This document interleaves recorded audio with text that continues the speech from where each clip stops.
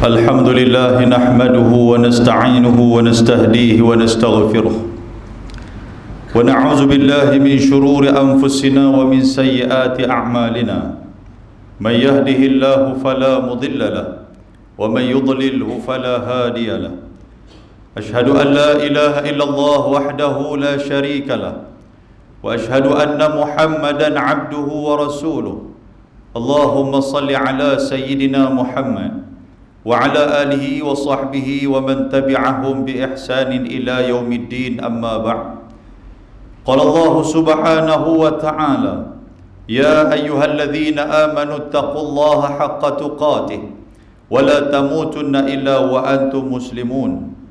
Hadirin sidang Jumaat yang dirahmati dan dikasihi oleh Allah Subhanahu wa taala.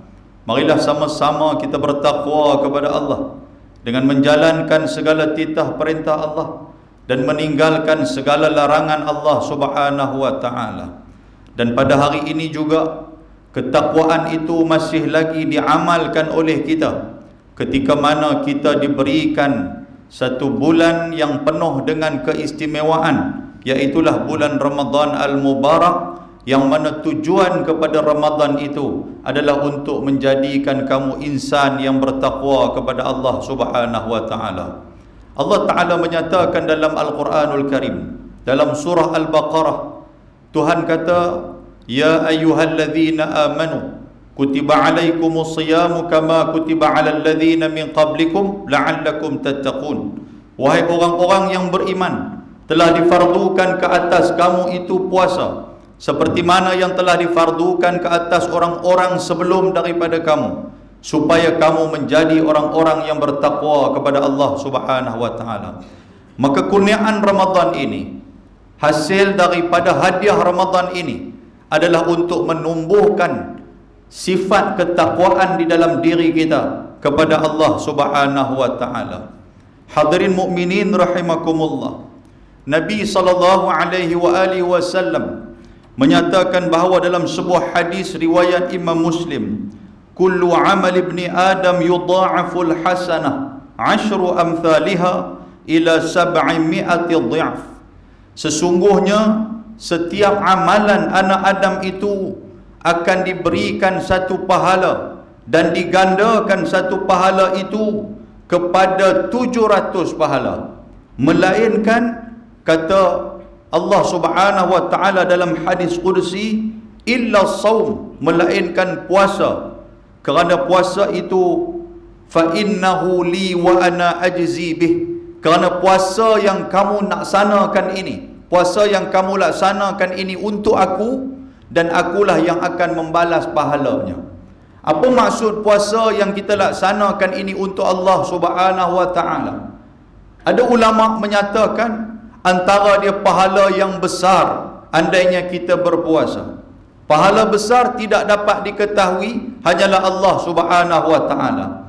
Dan ada pandangan ulama yang lain yang menyatakan bahawasanya Allah Taala nak ambil puasa kita kerana di dalam puasa ini tidak ada sifat riya, tidak ada sifat nak menunjuk-nunjuk, kerana tidak ada orang pun yang mengetahui sama ada kita berpuasa ataupun tidak.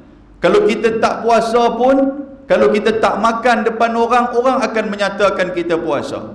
Kalau kita berpuasa pun, kalau kita tidak makan depan orang sekalipun, ataupun memang benar kita berpuasa, orang pun takkan kata kita tidak berpuasa kerana tak nampak amalan itu. Kerana dia menghindarkan diri kita daripada sifat riya, maka puasa itulah yang akan diambil oleh Allah Subhanahu wa taala dan dibalas kepada kita balasan daripada hasil puasa ini. Hadirin mukminin rahimakumullah. Sungguh pun begitu. Ada sebuah hadis riwayat Imam Al-Bukhari. Nabi sallallahu alaihi wasallam menyatakan bahawasanya man lam yada' qaula az-zur aw 'amila bih wal jahla falaysa lillahi hajah an yad'u ta'amahu wa syarabah. Nabi SAW menyatakan, barang siapa yang tidak meninggalkan qaul az-zur, iaitulah perkataan-perkataan sia-sia, Ulama hadis menyatakan perkataan sia-sia ini adalah perkataan yang berbohong. Andainya kita tinggalkan kita tinggalkan makan, kita tinggalkan minum, kita berpuasa, tetapi kita tidak meninggalkan berbohong. Qaula zur makna dia bercakap bohong. Dan yang seterusnya wal amila bih, melakukan amalan-amalan yang tidak baik dalam bulan puasa ini. Dan seterusnya melakukan amalan jahiliyah yang disebutkan oleh Syekh Saleh Fauzan. Amalan jahiliyah ni ada dua. Satu, buat amalan macam mana orang jahiliyah, maknanya bukan orang Islam. Dan yang kedua, melakukan amalan yang tidak ada ilmu dan juga melakukan satu benda yang tidak ada kelembutan. Itu yang disebut sebagai jahl. Apa yang terjadi kepada puasa orang yang sebegini? Maka Nabi menyatakan falaisa lillahi hajah, maka Allah Ta'ala tidak berhajat kepada puasa yang sebegini. Walaupun kita berpuasa, walaupun kita tidak makan, walaupun kita tidak minum, tetapi semayang fardu tidak kita tunaikan. Hari ini ramai orang yang puasa, tak makan, tak minum, tapi semayang tidak. Subuh dia tak bangun, lepas daripada sahur terus dia tidur. Solat subuh tidak, solat zuhur tidak, solat Jumaat pun tidak. Hanyalah dia berpuasa, dia tak makan, dia tak minum, dan kadang-kadang dia melakukan amalan tarawih. Orang yang sebegini puasanya ini tidak dikehendaki oleh Allah Subhanahu wa taala. Nabi SAW menyatakan dalam hadis yang lain, Nabi nyatakan kam min saimin laisa lahu min siyamihi illa al-ju' wal atash. Berapa banyak orang yang puasa tapi tak dapat apa-apa daripada puasa dia melainkan lapar dan juga dahaga saja. Ini bagi orang yang melakukan amalan jahiliyah. Apa makna amalan jahiliyah? Dia tidak sama dengan amalan orang-orang Islam. Kalau orang Islam dia semayang, kalau orang Islam dia jaga diri dia daripada melakukan perkara-perkara yang haram, dia tidak main judi, dia tidak pernah mengambil benda-benda yang haram. Ni walaupun puasa, dalam bulan puasa pun boleh duk pi tikam nombor ekor. Dalam bulan puasa pun duk boleh main lagi benda-benda yang haram, main judi dan sebagainya. Walaupun dia berpuasa, ini adalah amalan-amalan jahiliah dan Allah Ta'ala tidak memerlukan kepada orang-orang yang tidak menunaikan amalan fardu, yang inilah amalan salat dan yang selainnya. Hadirin mukminin rahimakumullah, marilah sama-sama kita insaf, marilah sama-sama kita mendoakan bagi orang-orang yang sebegini. Pintu taubat masih terbuka bagi kita dan bagi mereka. Janganlah kita terlampau kecam sehinggakan mereka langsung tidak melakukan amal ibadah. Cuma kita menyatakan apa yang Quran kata dan apa yang hadis kata. Bukan kita menyatakan apa yang kita marah. Kalau keluar daripada diri kita, orang tak mai ke masjid ni, kita kira nak kapiak saja ya. Kalau orang yang tak puasa apa semua depan mata kita, kita kira nak bunuh kalau ikut marah kita ni. Tetapi ikutlah pandangan dan kacamata Islam. Andainya kita gunakan kacamata Islam seperti mana dalam hadis yang kita sebutkan tadi, walaupun dia berpuasa, puasa dia tidak diterima oleh Allah Subhanahu wa taala kerana tidak menunaikan amalan-amalan yang fardu. Itu Nabi yang kata, walaupun agak keras tapi itulah hakikat dia. Jadi sekurang-kurangnya kita mengajak dia supaya menyempurnakan puasanya itu dengan melakukan amalan-amalan fardu yang lain. Mudah-mudahan dengan kehadiran Ramadan, dengan nikmat dan hadiah Ramadan ini kepada kita, akan menjadikan kita insan yang bertakwa kepada Allah Subhanahu wa taala. Saya nak ambil seminit lagi tuan-tuan sekalian untuk nak meneruskan khutbah kita ni. Setiap amal ibadah itu ada tujuan-tujuan dia.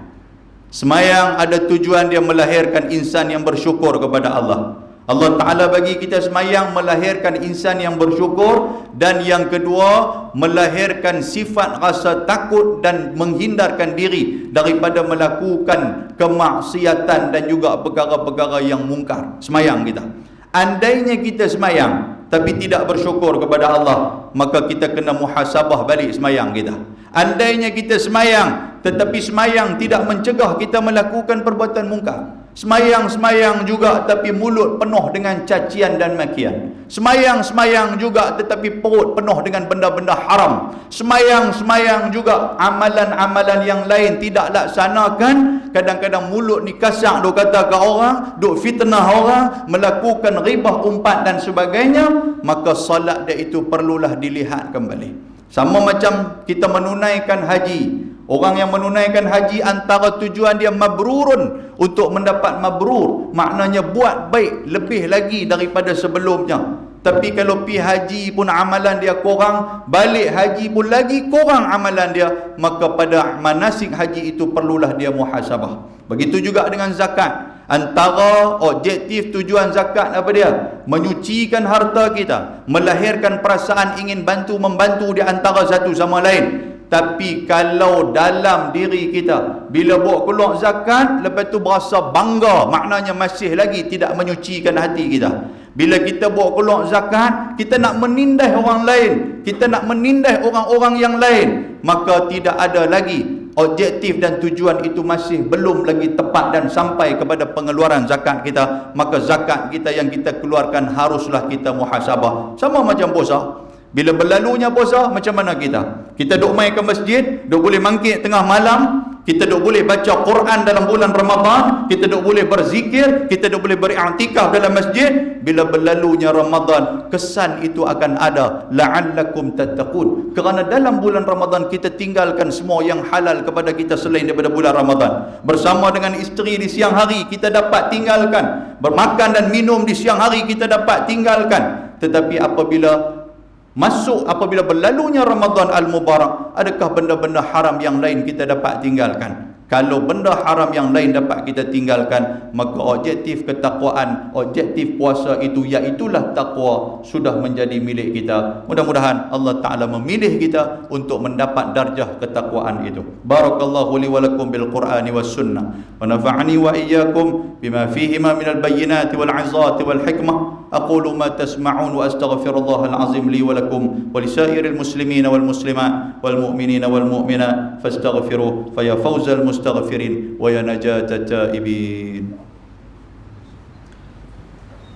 اللهم صل على